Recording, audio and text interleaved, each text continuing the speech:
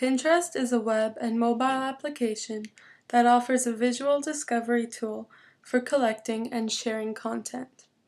Users can browse virtual boards of their choice and pin any content onto their own boards. Teachers can use Pinterest in the classroom to share content with students, as a tool to collect teaching resources, or as a medium for gathering ideas as a group.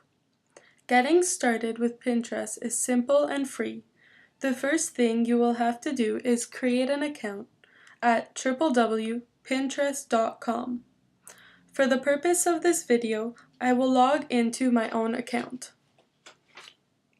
Once you log in, you will be brought to the home page, which displays content from the people or boards you follow.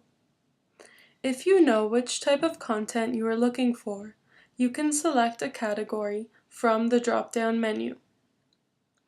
If you decide you're interested in a particular item, you can then click on it. Once you click on it, you will be brought to its own page.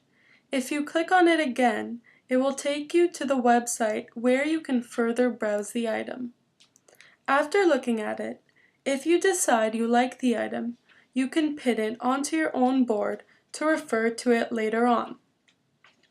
After clicking on the red button that says Pin It, you will be prompted to create your own board. You can title your board anything you see fit.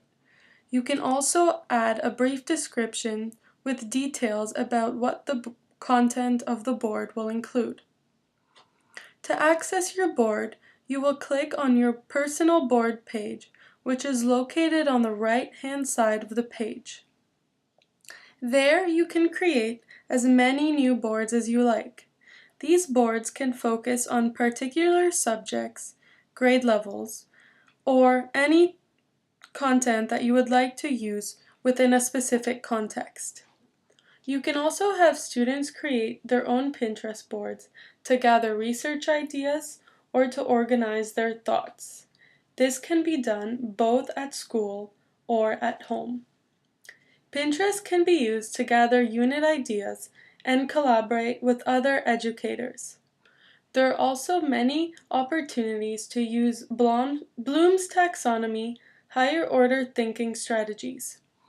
If you search Bloom's taxonomy in Pinterest, you can explore a detailed list of ways to use Pinterest and choose the ones that are best for you in your own classroom.